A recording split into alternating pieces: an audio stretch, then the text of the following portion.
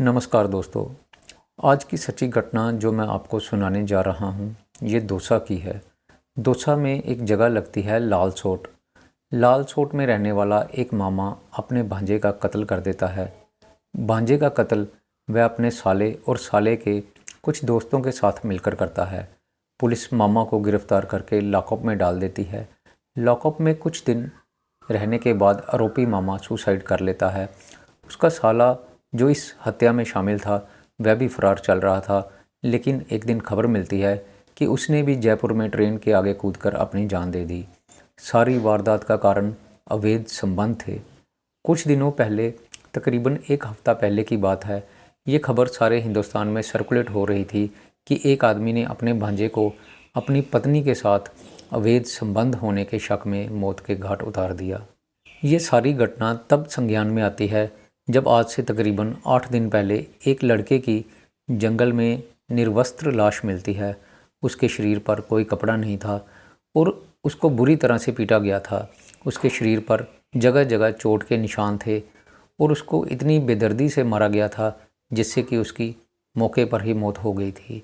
लड़के के शरीर पर एक भी कपड़ा नहीं था और वो पूरी तरह से नग्न था। पुलिस वाले जब उसकी बॉडी को बरामद करते हैं तो इस केस की तहकीकात शुरू हो जाती है। फिर उसके बाद पुलिस को 2 वीडियोज़ मिलती हैं। एक वीडियो में यही लड़का कबूल कर रहा था कि उसकी मामी के साथ अनैतिक संबंध थे।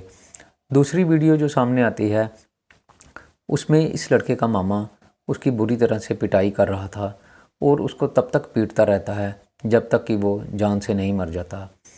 अब पुलिस वाले जैसे ही इन 2 वीडियोज़ को देखते हैं तो सारा केस उनके सामने खुलकर आने लगता है। अब ये बात तो स्पष्ट हो चुकी थी कि मामला कहीं ना कहीं अवैध संबंधों से जुड़ा हुआ है। अगर वीडियो में ये लड़का सही बोल रहा था कि उसका मामी के साथ संबंध है तो पुलिस वाले इस केस को ओपन एंड क्लोज्ड केस मान रहे थे। पुलिस वाले इस केस की तहकीकात करने के लिए आरोपी मामा को गिरफ्तार कर लेते हैं और उसको पुलिस की कस्टडी में डाल दिया जाता है, जहाँ पर कि वह कुछ दिनों के बाद बेडशीट का फंदा बनाता है और उसके साथ फांसी लगाकर अपनी जीवन लीला समाप्त कर लेता है। कहानी की शुरुआत कुछ इस तरह से होती है कि लालसोट में रहने वाला मनोज कुमार अपनी पत्नी के साथ संयुक्त परिवार में रहता था, लेकिन गांव से शहर बहुत दूर था, इसलिए रोज़मर्रा की वस्तुएं लेने के लिए उनको बार बार शहर जाना पड़ता था। रोज़गार के गांव में इतना ज़्यादा कोई साधन नहीं था। जैसे तैसे करके मनोज अपने परिवार का गुजारा चला रहा था, लेकिन वह गांव में रहकर खुश नहीं था और इस कारण वह गुजरात चला जाता है। गुजरात में जाकर एक फैक्ट्री में वो काम करना शुरू कर देता है। फैक्ट्री में उसको वेतन अच्छा मिलता था, उससे कि कुछ पैसे वो खुद रखता और बाकी जो पैसा है वो अपनी पत्नी को लालसोट भेज दिया करता था। अब जैसे जैसे पैसे आने लगते हैं उसकी ज़िंदगी खुशहाल होने लगती है। वह अपने काम से खुश था और बीवी भी उसकी अपने अच्छे से लाइफ जो है वो बिता रही थी। फिर एक दिन उनकी खुशियों को नज़र लग जाती है। उनके बीच एक तीसरे शख्स की एंट्री हो जाती है और ये तीसरा शख्स कोई बाहर का नहीं था बल्कि मनोज था, जो उसका अपना ही भांजा था। लोकेश भी लालसोट में ही रहता था, लेकिन वहाँ पर काम धंधा कुछ खास नहीं था। इसलिए जब वो बोलता है कि वो अपने मामा को बोलता है कि तुम मुझे भी अपनी फैक्ट्री में लगवा लो, यहाँ पर अच्छा वेतन मुझे मिल जाएगा, तो वह उसका मामा जो है वो उसको अपने पास बुला लेता है। अब मामा भांजा दोनों एक ही फैक्ट्री में जाते, दोनों ने एक ही कमरा किराए पर लिया हुआ था, साथ साथ काम पर जाते और साथ साथ अपने घर वो वापस आ जाया करते थे। सब कुछ अच्छे से चल रहा था, लेकिन यहाँ पर उनको सिर्फ एक ही दिक्कत थी, वो थी खाना बनाने की। फैक्ट्री में काम करके जब वो वापस आते तो उनको अपना खाना खुद ही बनाना पड़ता।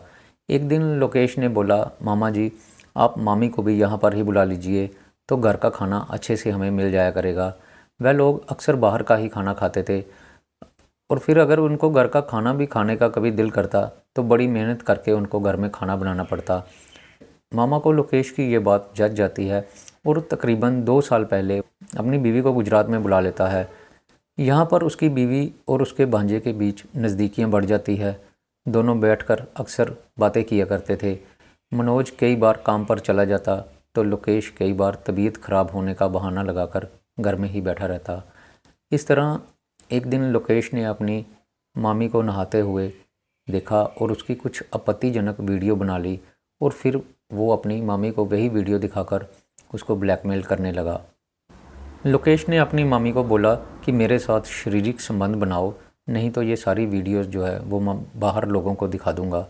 ऐसा कह के वह अपनी मामी के साथ शारीरिक संबंध बना लेता है और फिर ये सिलसिला रोज़ का ही शुरू हो जाता है। आए दिन वह कोई ना कोई बहाना लगाकर काम से छुट्टी कर लेता और घर में मामी के साथ अनैतिक कार्य करने लगता। मामी उसकी इस हरकत से बहुत परेशान थी, लेकिन लोक लाज के कारण वह अपने पति को ये बात नहीं बता पाई कि उसका भांजा उसको इस तरह से ब्लैकमेल करता है। सारा मामला तब सामने आता है जब एक दिन मामा और भांजा दोनों बैठकर इकट्ठे शराब पी रहे थे। उस समय लोकेश को नशा कुछ ज़्यादा ही हो जाता है और वह बोलता है कि मामा, आपको नहीं पता, आपकी बीवी का रवि और किशन नाम के 2 लड़कों के साथ नाजायज़ रिश्ता है। मनोज को नशा इतना ज़्यादा नहीं हुआ था। जब ये बात वो अपने भांजे के मुंह से सुनता है तो उसके कान खड़े हो जाते हैं। ये बात उसके दिमाग में घर कर लेती है और वह उसी समय अपनी पत्नी को फ़ोन करके इस बारे में पूछता है और उसको डांटना शुरू कर देता है। अब मनोज की पत्नी अपने पति के मुंह से ऐसी बातें सुनकर घबरा जाती है और वो लालसोट चली जाती है। अगले दिन मनोज अपनी बीवी को फ़ोन करता है और उसको बोलता है कि मैं गुजरात से अभी लालसोट आ रहा हूँ। उसकी बीवी अपने पति की धमकियों से इतना डर जाती है कि वो वहाँ से अपने मायके चली जाती है। अगले दिन मनोज गुजरात से लालसोट जाता है, लेकिन उसकी पत्नी वहाँ पर नहीं मिलती। उसको पता चलता है कि वो अपने मायके सवाई माधोपुर चली गई है। मनोज उसके पीछे पीछे सवाई माधोपुर चला जाता है और अपनी पत्नी से इस मामले में पूछताछ करता है। पहले तो उसकी पत्नी कुछ भी गलत होने से इनकार कर देती है, लेकिन जब वो सख्ती से पूछता है तो मनोज की बीवी उसको सारा वाक़या बता देती है। वह बताती है कि लोकेश रवि और किशन का नाम झूठा ही ले रहा है और असल में उसके लोकेश के साथ ही नाजायज़ संबंध है।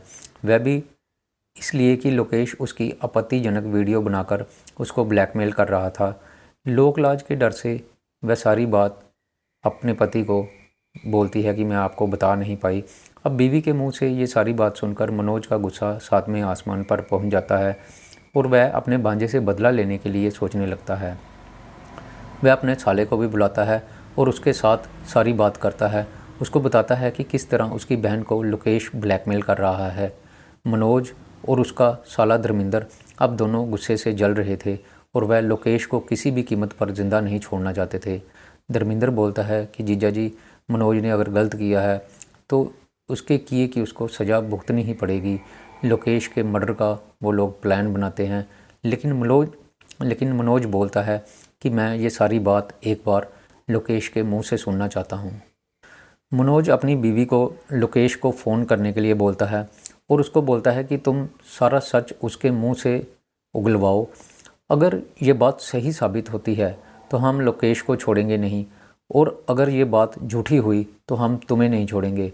अगर कसूर सारा लोकेश का ही है तो तुम्हें हम कुछ नहीं कहेंगे। मनोज की पत्नी लोकेश को फ़ोन लगाती है और उसको बोलती है कि तुम्हारे पास जो मेरे आपत्तिजनक फ़ोटोज़ और वीडियोज़ है वो मुझे लौटा दो। लेकिन लोकेश आगे से उल्टी सीधी बातें करने लगता है और अपने साथ दोबारा शारीरिक संबंध बनाने के लिए बोलता है। ये सारी बातें फ़ोन पर रिकॉर्ड हो रही थी और धर्मिंदर और मनोज ने अपनी पत्नी का फ़ोन स्पीकर पर लगाया हुआ था। ये सारी बातें मनोज और धर्मिंदर सुन रहे थे। इस तरह उनको ये बात पक्की हो जाती है कि सच में लोकेश अपनी मामी को ब्लैकमेल ही कर रहा था। इस तरह मनोज अपनी बीवी के ज़रिए उसको सवाई माधोपुर बुलाता है। मनोज की पत्नी लोकेश को बोलती है कि मैं घर में अकेली हूँ, तुम्हारे मामा किसी काम से बाहर गए हुए हैं, तो तुम मेरे पास आ जाओ। लोकेश को नहीं पता था कि ये सारा जाल उसको फंसाने के लिए बिछाया जा रहा था। वह अपनी मामी के कहने पर सवाई माधोपुर आ जाता है। यहाँ पर मनोज और उसका साला अपने साथियों के साथ मिलकर पहले से ही फील्डिंग लगाकर बैठे हुए थे। जैसे ही लोकेश सवाई माधोपुर पहुँचता है तो वह उसको पकड़ लेते हैं और गाड़ी में डालकर उसको घने जंगलों में ले जाते हैं। यहाँ पर लोकेश को निवस्त्र कर देते हैं और उसकी बुरी तरह से पिटाई करते हैं। ये सारी वारदात की वह लगातार वीडियो भी बनाते हैं। उसके बाद सभी लोग मिलकर उसको तब तक मारते हैं कि जब तक कि उसकी मौत नहीं हो जाती। फिर उसके बाद एक बड़ा सा गड्ढा खोदकर लोकेश की लाश को उसके अंदर दबा देते हैं और उसके ऊपर से मिट्टी डालकर वापस अपने अपने गांव चले जाते हैं। कुछ दिनों के बाद ये सारी वीडियोस जो है वो पूरे गांव में सर्कुलेट हो जाती है। जैसे ही ये वीडियो पुलिस वालों की नज़र में आती है तो पुलिस वाले मनोज को उठा लेते हैं, उसको जेल में डाल दिया जाता है। अभी पुलिस वाले उसको कोर्ट में पेश करना ही चाहते थे, लेकिन उससे पहले ही मनोज ने चादर का फंदा बनाकर जेल में ही खुदकुशी कर ली। मनोज का साला धर्मेंद्र फरार चल रहा था, लेकिन पिछले वीरवार को उसने रेलवे स्टेशन में ट्रेन के आगे कूदकर अपनी जीवन लीला समाप्त कर ली। दोस्तों, अवैध संबंधों ने एक ही परिवार के 3 लोगों की 10 दिनों के भीतर भीतर ही जान ले ली। तो दोस्तों, मैं यहाँ पर यही कहना चाहूँगा कि लोकेश ने जो किया वो गलत तो था ही, लेकिन उसके मामा मनोज ने जो किया वो भी सही नहीं था। लोकेश को पुलिस के हवाले करना चाहिए था, वह कोर्ट में उसके ऊपर केस कर सकता था, तो लोकेश सारी उम्र जेल में ही रहता। लेकिन मनोज ने कानून को अपने हाथ में लिया और लोकेश को जान से मार दिया।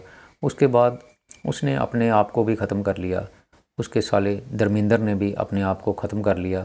इस तरह परिवार के 3 लोग अवैध संबंधों की भेंट चढ़ जाते हैं।